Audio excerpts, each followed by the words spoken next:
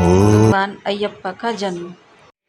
आपने और हमने एक देवी और देवता की संतानों के बारे में सुना है, पढ़ा है, परंतु दो पुरुष देवताओं की संतान के बारे में शायद ही सुना हो। आज हम आपको दो पुरुष देवता से उत्पन्न पुत्र की कहानी सुनाने वाले हैं। पौराणिक साहित्य में दो पुरुष देवताओं की संतान होना आश्चर्य से भर देता है। आइए जरा इस रहस्य को समझ लें। समुद्र मंथन के दौरान जब अमृत सागर से बाहर आया तो देवताओं और राक्षसों के बीच उसके बंटवारे को लेकर विवाद पैदा हो गया। तब भगवान विष्णु ने मोहिनी रूप धारण किया और अमृत का कलश उठा लिया। भगवान विष्णु का मोहिनी रूप इतना मनमोहक था कि सभी उन्हीं की तरफ देखते रहे। मोहिनी इतनी खूबसूरत थी कि राक्षसों का ध्यान अमृत के बर्तन से ज्यादा मोहिनी के रूप पर रहा। इसी दौरान छल हुआ और मोहिनी ने देवताओं को अमृत पान कराया, जबकि राक्षसों को साधारण जल पिलाती रही। पर मोहिनी का किरदार केवल समुद्र मंथन की कथा तक ही सीमित नहीं है, बल्कि इसके आगे एक कथा और है। दरअसल तब महिषासुर नाम का एक राक्षस धरती पर वास करता था, जिसने अपने अहंकार और अत्याचार की सभी सीमाएं पार कर दी थी। महिषासुर की अत्याचारों से परेशान देवताओं ने मदद के लिए माँ दुर्गा से प्रार्थना की। इसके बाद देवी दुर्गा ने महिषासुर का वध कर दिया। पर महिषासुर के साथ हिंसा और अहंकार का अंत नहीं हुआ। महिषासुर की बहन महिषी अपने भाई की मृत्यु से बहुत दुखी थी।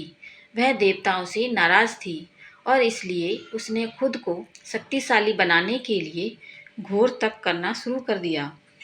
उसने भगवान ब्रह्मा की आराधना की। कई सालों तक लगातार की गई आराधना से ब्रह्मा जी प्रसन्न हो गए। तब महिषी ने अपने लिए अमरता का वरदान मांगा।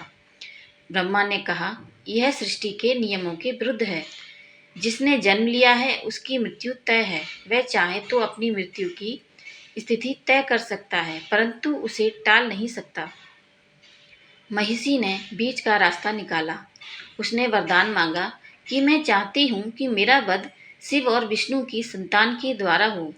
भगवान ब्रह्मा ने उसकी प्रार्थना स्वीकार कर ली और वरदान दे दिया।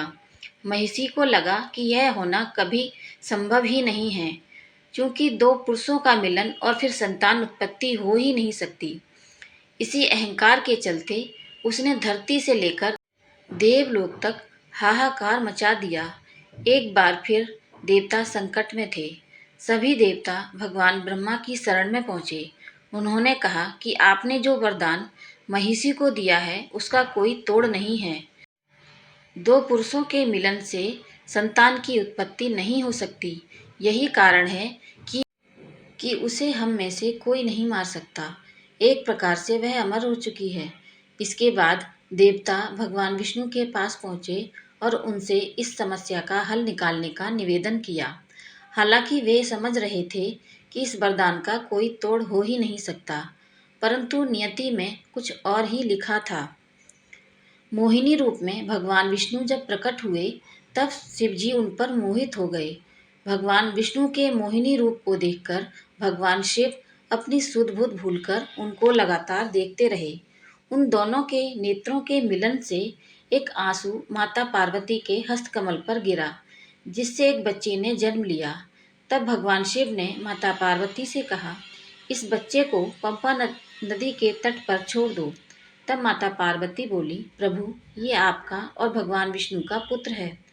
तब भगवान शिव ने कहा कि मेरा एक भक्त संतानहीन है, इसका जन्म उस भक्त के लिए हुआ है। इस तरह भगवान अयप्पा का जन्म हुआ। भगवान अयप्पा की पूजा सबसे ज़्यादा दक्षिण भारत में होती है।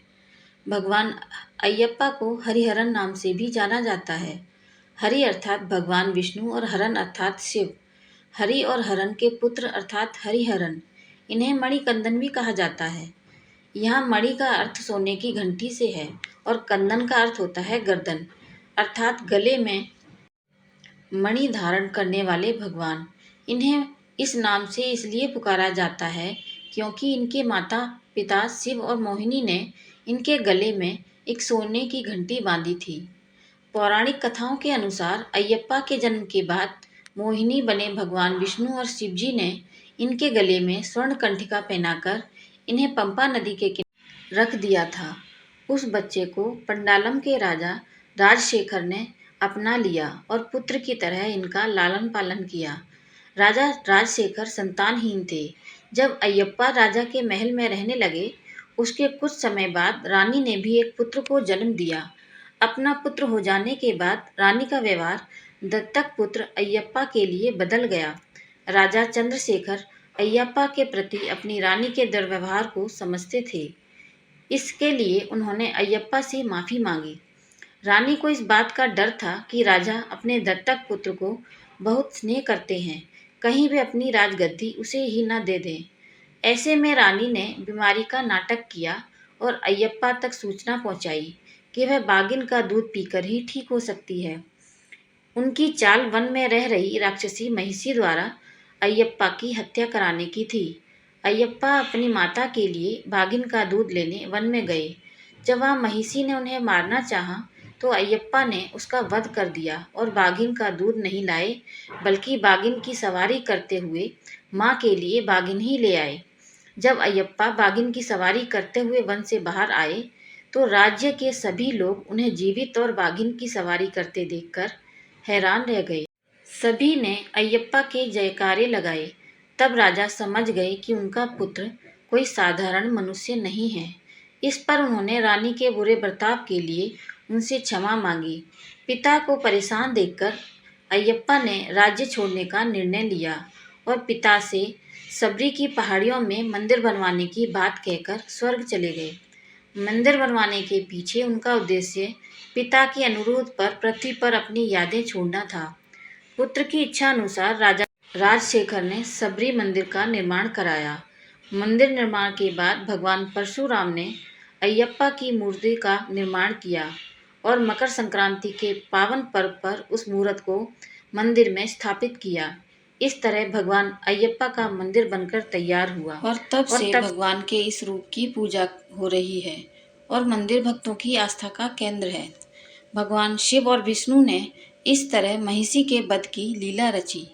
मेरी ये कहानी आपको कैसी लगी मुझे कमेंट करके ज़रूर बताएं और मेरे चैनल को लाइक, शेयर और सब्सक्राइब ज़रूर करें। धन्यवाद।